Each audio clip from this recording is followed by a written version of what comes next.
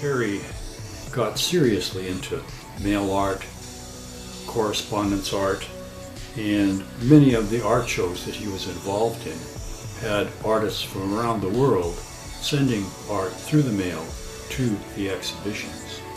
And here I'd like to show you quickly an example of one of the more elaborate pieces of mail art that Terry sent through the mail. And this was actually sent to me in Vancouver when I lived there. As I say, quite elaborate. There's a lot going on, collage, and it opens up like this. And then we find on the reverse side, there's a lot of writing, text, letters to Millie, to Jim Carl, along with photocopy from the Inch Art Show, which he set up in New Zealand, and put a lot of time into these pieces, and then basically they went in the mailbox and were sent to artist friends. Other artist friends responded with their version of mail art. And I remember one of the first pieces of mail art that I remember Terry doing. This was when he had the place at 1258Z on Davie Street in Vancouver, just before he went to Japan. And he got a small cardboard box and covered it with marshmallows. He glued marshmallows over the whole box.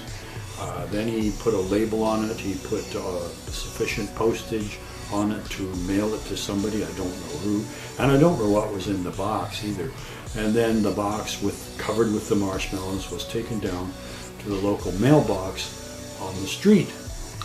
Put it in the mailbox and waited for the mail truck to come around and collect the mail from the post box on the street.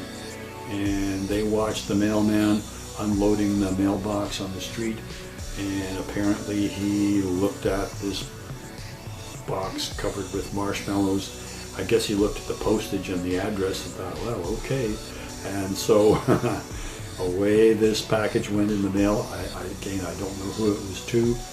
And I've talked to Terry about this, and he doesn't really know what happened to it after that. So, like I say, there's the beginning of mail art in Vancouver, and the story continues. Oh yeah.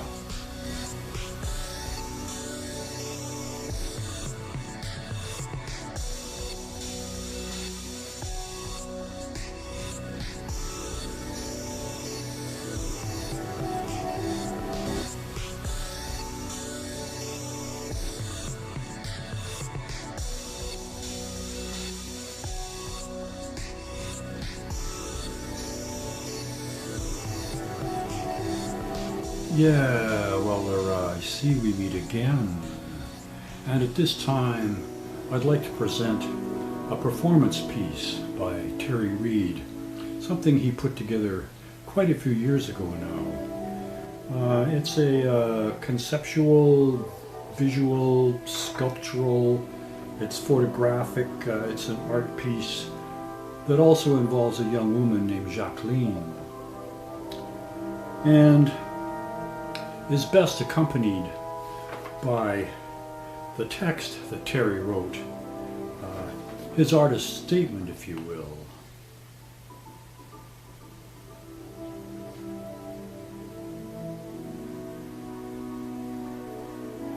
As in the accompanying illustration, blow-ups of the 3 bathtub photos, jelly, jelly, jelly, are displayed. The bathtub with jelly is also displayed. The bathtub is, however, not white but black. The jelly is not red but green, a reversed conjunction. This bathtub, as the object in real space, becomes the negative from which the prints have been made. The third dimension is forced into the frame of 2 Concrete loses authority. The real confuses with image.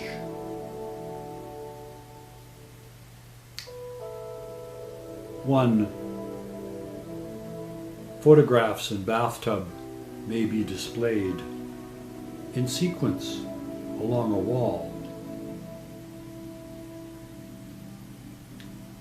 2, or preferably, the display is enclosed in a room. The floor space is proportionate to, but larger than the bathtub. This is the dark room, black, lit red.